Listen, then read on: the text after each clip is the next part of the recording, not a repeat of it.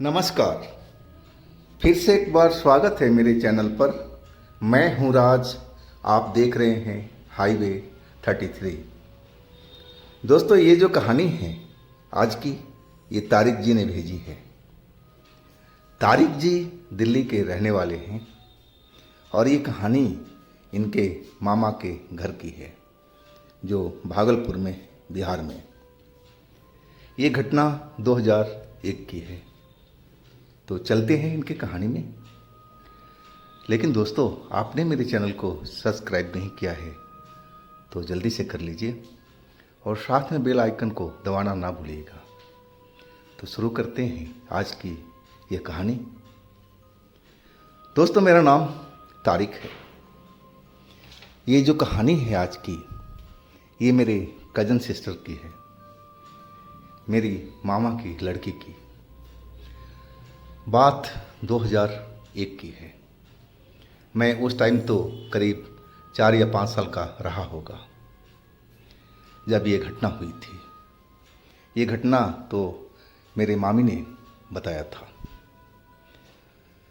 मेरी जो सिस्टर थी ये 12-13 साल की हो चुकी थी और स्कूल पढ़ने जाया करती थी।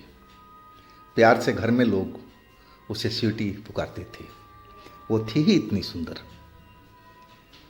स्कूल में पढ़ाई में बहुत तेज थी और जो स्कूल था, मिडिल स्कूल, वो सुबह की पढ़ाई में जाती थी। रोज़ का नियम, कभी भी स्कूल नागा नहीं करती थी। एक दिन वो सुबह सुबह स्कूल जाने लगी, जबकि वह वक्त नहीं था स्कूल जाने का। परिवार के लोगों ने उस दिन तो कुछ बोला नहीं, वो चली गई थी अभी टाइम से 1 घंटा पहले, जबकि टाइम नहीं हुआ था स्कूल जाने का। लेकिन हो सकता है किसी सहेली से मिलने के लिए गई हो। उसके घर पर कई सहेली इसके घर यहाँ पर भी आती थी और ये भी जाती थी। तो हो सकता था कि अपने सहेली के घर जाए, फिर वहाँ से वो स्कूल जाए। तो मामी ने ध्यान नहीं दिया। चलो कोई बात नहीं। अब ये जो बात थी ये रोज होने लगी। जो हमारी बहन थी स्वीटी, वो सुबह सुबह जल्दी उठ जाया करती थी। आज जब लोग सब सो रहे होते, वो घर से बाहर निकल जाते। अब कहाँ जाती थी इतने टाइम में कुछ मालूम नहीं था, लेकिन स्कूल में वो ज़रूर पहुंचती थी। स्कूल में पढ़ाई अपनी ज़रूर करती थी। लेकिन सुबह सुबह कहाँ जा कर के टाइम अपना बिताती थी, क्या करती थी, ये कुछ मालूम नहीं था। खैर, ये तो बात सुबह सुबह की थी। और जब स्कूल से आया करती थी तो अपने कमरे में बैठ जाया करती थी। मामी बताती हैं कि मैं एक बार गई तो देखा वो किसी से बात कर रही थी, हंस हंस करके बात कर रही थी। मैंने सोचा कि अपनी कोई किताब की पाठ को याद कर रही है। मैं दरवाजे पर खड़ा होकर के देखने लगी, लेकिन किताब के पाठ तो ऐसे याद नहीं किया जाता है जैसे किसी से बात कर रही हो।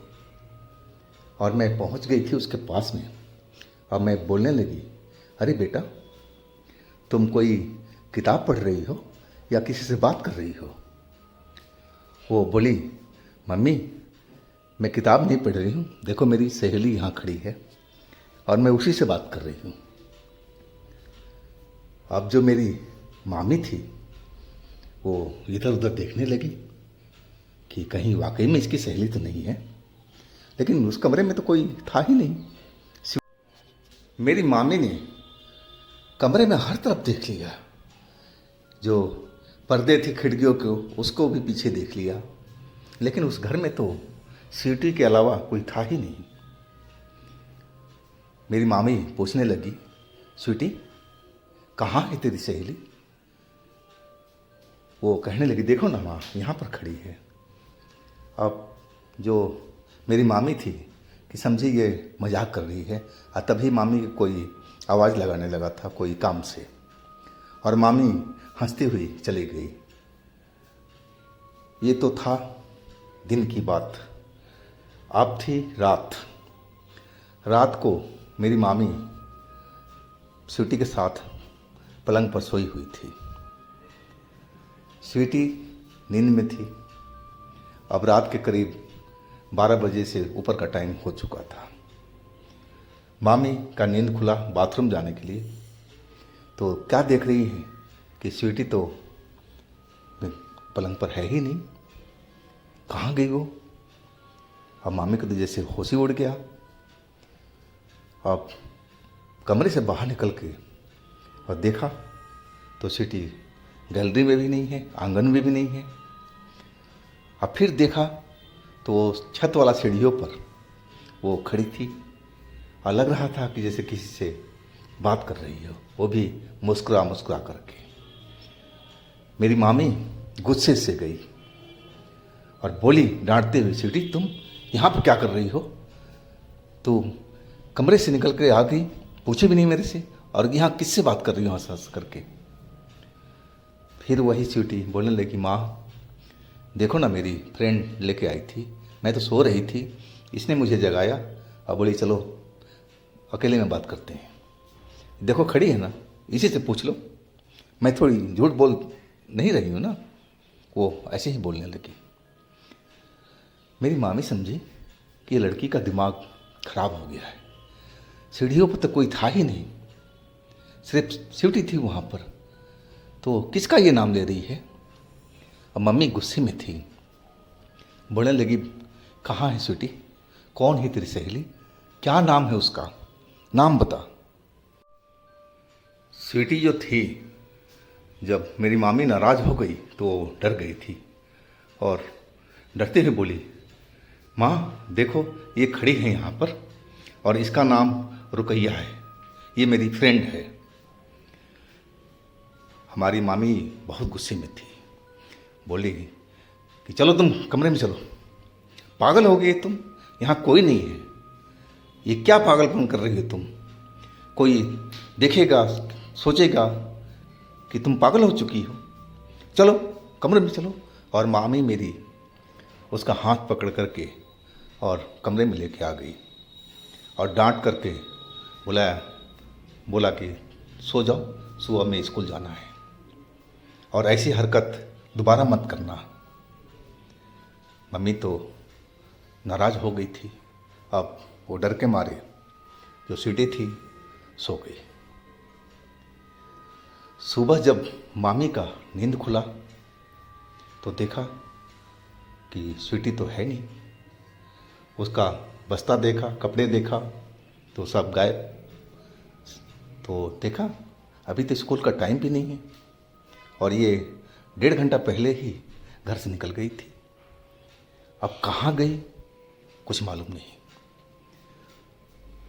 मामी बोली, आज इसको आने दो लड़की को, इसका दिमाग बहुत चढ़ गया है, ये बहुत झूठ बोल रही है। ये अपने सहेलियों को घर चली जाती है और वहाँ टाइम खर्च करती है। शायद वही लड़की तो नहीं है जिसका नाम ये ले रही झूठ मूठ कर का, रुकैया। जब स्कूल से छुट्टी लौट कर के आई तो मामी ने गुस्से में थी और अपने कमरे में बुलाया, स्वीटी तुम इधर आओ। मम्मी को गुस्सा देख करके और स्वीटी तो डरी हुई थी, बोलने लगी, हाँ माँ बोलो। मेरी मामी बोलने लगी, स्वीटी तुम कितने बजे स्कूल गई थी? बोली, माँ रुकैया आ गई थी ना, बोली चलो टाइम हो गया है। अब मैं फिर तैयार होकर के निकल गई थी। अब तो जैसे हद ही हो गया था। मामी बहुत गुस्से में हो गई थी। कौन है रुकैया? तुम झूठ बोल रही हो, कोई रुकैया नाम की लड़की नहीं है, तुम्हारी सहेली कोई नहीं है, मैं सबको जानती हूँ। अब जो स्वीटी थी डर गई। मामी मेरी कहने लगी, तुम सुबह सुबह कहाँ गई थी? ना तुम खाना ले गई थी, ना कुछ मेरे से पैसे मांगी थी, तो तुमने खाना कैसे खाया? कौन खिलाया तुम्हें? मेरी मामी डांटते हुए पूछने लगी। और तभी जो स्वीटी थी अपने फ्रॉक से बहुत सारे नए नए नोट निकाल करके 100 का वो भी नोट करारे करारे और मेरी मामी के आगे रख दिया। अब इतने नए नोट देख करके मामी तो एकदम उनका सर ही चकरा गया। वो बोलने लगी, मामी अरे ये तुमने पैसे कहाँ से लाया? क्या कहीं पर चोरी की है? कौन दिया तुम्हें पैसे? स्वीटी बोलने लगी, माँ ये पैसे रुकैया ने दिया है। बोली कि इसी पैसे से तुम खा पी लेना और अपने घर में भी दे देना पैसे। तुम्हारी माँ बहुत गुस्से में है। अब तो ऐसा ही होने लगा था। रोज का यही कहानी था। जब मेरी मामी सोई होती थी और तभी सुबह सुबह में वो स्कूल के लिए निकल जाती थी, लेकिन स्कूल टाइम से 1.5 घंटा 2 घंटा पहले। और कहाँ जाती थी कुछ मालूम नहीं होता था। और स्कूल में भी वो प्रेजेंट रहती थी और स्कूल के बाद अपने घर में आ जाती थी। और जब आती थी तो उसके जो फ्रॉक के जेब थे उसमें नोटों की गड्डियाँ होती थी, वो भी 100 की करारी करारी नई नोट की। मामी का दिमाग अब खराब हो चुका था इतने सारे पैसे देख करके, और वो भी रोज रोज लेके आती थी। जो मेरे मामा थे कहीं बाहर थे और आते ही मेरी मामी ने सारा हाल बताया कि देखो तुम्हारी बेटी ऐसे ऐसे कर रही है और बहुत सारे करारे करारे नोट रोज़ लेके आ रही है और कह रही है कि मेरा फ्रेंड ने दिया है जिसका नाम रुकैया है। अब मेरे मामा वो पैसे देखे, वाकई में सारे असली पैसे थे, असली नोट थे और भी 100 के ब्रांड न्यू नोट। अब उनका भी दिमाग हिल चुका था कि आखिर ये सारा पैसा कौन दे रहा है, कौन है इसकी फ्रेंड जो इतना अमीर है, जो नोटों की बंडल इसको दे रही है। लेकिन उनका दिमाग कहीं और भी जा रहा था। वो अपने मन में सोचने लगे थे कि क्यों ना मस्जिद के मुल्ला जी से इसके बारे में बताया जाए, कहीं इसके ऊपर में कोई ऊपरी साया तो नहीं है। और वो मस्जिद में पहुंच गए थे मुल्ला जी के पास में। अब फिर सारी बातें उन्होंने मुल्ला जी को बताया। मुल्ला जी को लेकर के घर पे ही आ गए। स्वीटी थी और जैसे ही मुल्ला जी ने स्वीटी को देखा तो एक नज़र में ही पहचान गए और बोलने लगे, अरे इसके ऊपर में तो एक जिन की बेटी है। आप इतना ही सुनते घर में जैसा लगा कि मातम सा पसर गया हो। हर कोई डर चुका था कि पता नहीं अब क्या होगा। तरह तरह के लोग सब बातें करने लगे थे कि जिसको जिन नज़र आ जाता है और जिसके साथ में वो रहने लगता है उसको तो समझ लो कि उसके जीवन का अंत ही आ गया हो, उसको तो मरना ही मरना है। मुल्ला जी जो थे वो पूछने लगे स्वीटी से कि बेटा तुम्हारे फ्रेंड का नाम क्या है जो तुम्हें ये नए नए नोट देती है, उसका नाम बताओ बेटा। उसने वही नाम बताया कि जी मेरा फ्रेंड का नाम रुकैया है। मुल्ला जी पूछे कि तुम्हारी वो फ्रेंड अभी कहाँ पर है? वो बोली स्वीटी कि बस आपके बराबर में खड़ी है। अब मुल्ला जी को जैसे चौंक उठे थे और देखने लगे, लेकिन वहाँ तो कोई नहीं था, किसी को नज़र नहीं आ रही थी, सिर्फ नज़र आती थी स्वीटी को।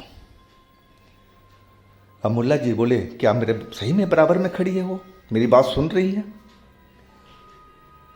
स्वीटी बोली, हाँ आप जो भी बोल रहे हैं वो सब कुछ सुन रही है, जो पूछना है आप पूछ सकते हैं। मुल्ला जी ने स्वीटी से पूछा कि बेटा उससे बोलो क्या तुम्हारे उस शरीर में आ सकती है है कि बात करने का माध्यम तो तुम्हारा शरीर ही है, हम तो ना उसे देख पा रहे हैं ना सुन पा रहे हैं, क्या ऐसा कर सकती है वो? स्वीटी ने सर हिलाया। वो बोली कि हाँ, वो उसने बोला है कि ऐसा कर सकती है। और अगले पल जो रुकैया की जो जिन थी, जिन की बेटी थी, वो स्वीटी के शरीर में प्रवेश कर चुकी थी। अब मुल्ला जी उससे सवाल करने लगे थे कि आप कौन हैं और स्वीटी के इतने नज़दीक आप क्यों हो? वो बोलने लगी कि देखो, मेरा नाम रुकैया है, मैं जिन परिवार से हूँ, मेरे माता पिता भी जिन हैं, और ये स्कूल जाती थी ना तो मुझे ये बहुत पसंद आ गई। मैं रोज़ इसका इंतज़ार करने लगी थी, मुझे बहुत ही भली और सुंदर लगी। मैं इससे बस दोस्ती करना चाहती थी किसी हालत में, और फिर मैंने इसको अपना दोस्त बना लिया। मुल्ला जी बोले, बेटा आप इसको छोड़ दो ना, आप जिन हो और ये इंसान है, तो ऐसे दोस्ती ठीक नहीं है ना। लेकिन वो जो लड़की थी जिन, वो बिल्कुल मना कर दी।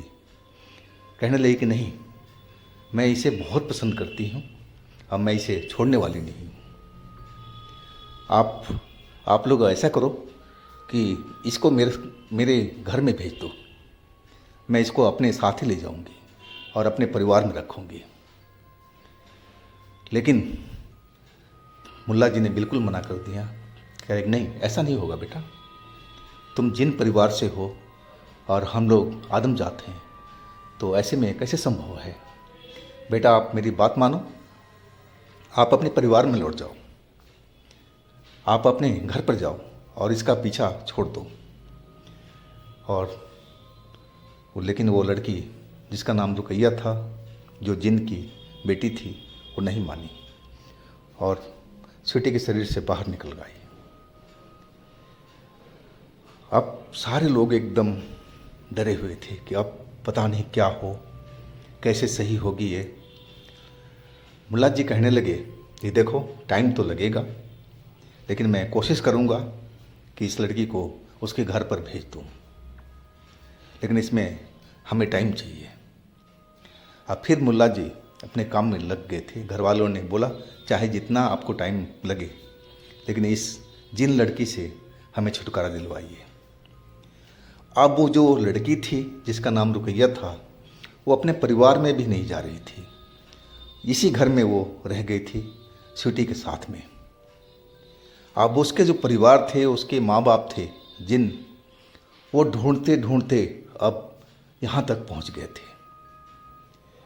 मुल्ला जी ने उनसे भी अपनी बातचीत की अपने शक्ति के द्वारा, और वो भी कह रहे थे कि देखो, ये जो लड़की है ना, मेरी बेटी को बहुत प्यारी है, आप लोग इसे छोड़ दो, हम लोग ले जाएंगे अपनी बेटी के साथ में, इसके बगैर मेरी बेटी भी नहीं जा रही है। लेकिन घर का परिवार कोई ऐसा नहीं चाहता था, सब चाहते थे कि वो लड़की अपने घर पर जाए और हमारी स्वीटी बिल्कुल सुरक्षित इसी घर में रहे। मुल्ला जी अपने काम में लग गए थे। इस काम में तो टाइम लगा। आखिरकार वो लोग, जो जिन परिवार था, मुल्ला जी के आग्रह पर वो लोग मान गए थे और अपनी वो बेटी को लेके चले गए। और इसके बाद फिर वो जो जिसका नाम रुकैया था, वो इस घर में नहीं आई। तो ये थी कहानी, लेकिन कहानी यहीं ख़त्म नहीं होती है। हमारी जो बहन है जिसका नाम स्वीटी है, बड़ी हो गई, शादी भी हो गया। शादी के करीब 9 साल 10 साल हो चुके हैं, लेकिन अभी उसका कोई संतान नहीं हुआ है। पता नहीं क्यों मेडिकल, डॉक्टरी सब कुछ करा लिया गया है। ना उसके हस्बैंड में कोई कमी है, ना हमारी बहन में कमी है। अब भी वो लोग परेशान हैं एक संतान के लिए, और जहाँ जहाँ कोई कहता है कि आप वहाँ चले जाओ, वहाँ इलाज करा लो, किसी तांत्रिक मुल्ला, हर जगह पर वो लोग जा रहे हैं, लेकिन अभी तक उनको संतान की प्राप्ति नहीं हुई है। कहने में लोग कहते हैं कि वो जो लड़की थी जिसका नाम रुकैया था, वो उसी का कारनामा है जो इसको वंश का मुँह दिन नहीं देखने दे रही है। मतलब इसका औलाद को सुख प्राप्ति नहीं होगा। और आज भी हमारी बहन बच्चे के लिए भटक रही है। अभी उन्होंने सोचा है कि चलो मेरा नहीं तो कोई हम गोदी ले लेते हैं, और इसी काम में वो लोग लगे हुए हैं। तो दोस्तों, ये थी आज की कहानी जिसे भेजा था तारिक जी ने। अगर आपके पास भी इस तरह की कोई अपनी कहानी है, आप बीती है, तो आप मुझे इंस्टाग्राम पर या मेरे व्हाट्सएप नंबर पर ज़रूर शेयर कीजिएगा। मेरे इस चैनल को भी सब्सक्राइब कीजिएगा, लाइक कीजिएगा, शेयर कीजिएगा। और हाँ दोस्तों, आप मेरे दूसरे चैनल पर भी जाइए, उनमें भी अच्छी अच्छी कहानियाँ हमने डाली हुई है जो बेहद आपको पसंद आएगी। चैनल का लिंक मैं नीचे में दे रखा हूँ, तो एक बार आप लोग चैनल को विजिट कीजिए और उन कहानियों को मज़ा लीजिए। फिर हम मिलते हैं अगले दिन एक नई घटना, एक नई कहानी के साथ में। आप लोग अपना बहुत ही ख्याल रखिएगा। नमस्कार।